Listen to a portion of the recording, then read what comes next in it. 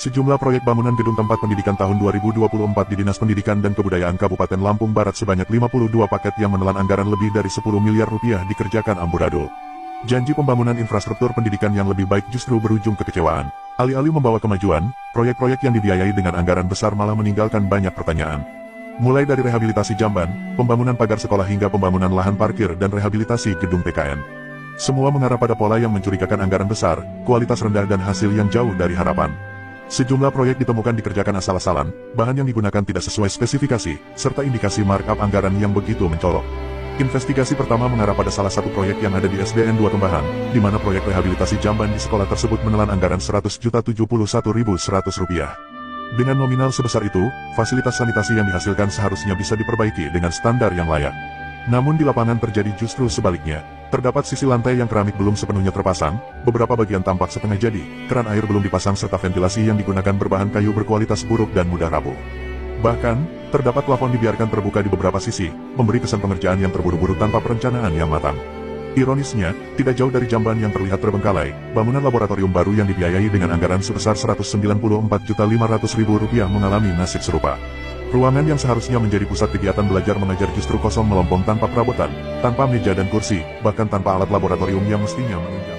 Lebih parahnya lagi, atap di beberapa titik mengalami kebocoran yang menyebabkan plafon basah dan mengeropos yang diperkirakan tidak lama lagi akan ambrol.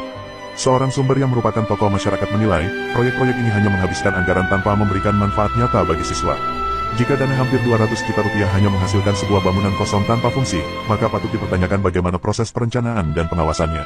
Di sekolah lain, SMPN 25 mendapatkan anggaran Rp142.500.000 untuk pembangunan fasilitas parkir. Jika melihat jumlah dana yang dikucurkan mestinya sekolah ini mendapatkan area parkir yang kokoh dan layak. Namun, paving hanya dipasang di sisi kanan dan kiri, sementara bagian tengahnya hanya dilakukan pengecoran tanpa slop besi.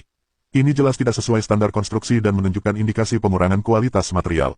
Paving yang digunakan pun tampak tidak berkualitas, mudah pecah dan rusak hanya dalam waktu singkat.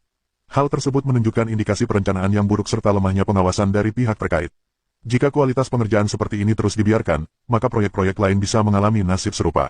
Dugaan penyimpangan semakin menjadi-jadi ketika menilik proyek di TKN 2 Balik Bukit yang mencakup 3 pekerjaan sekaligus, yaitu pembangunan pagar Rp51.300.000, pengadaan peralatan permainan Rp50 juta dan rehabilitasi gedung Rp120.612.000. Namun, seperti proyek-proyek lainnya, hasil yang ditemukan di lapangan sungguh mengecewakan.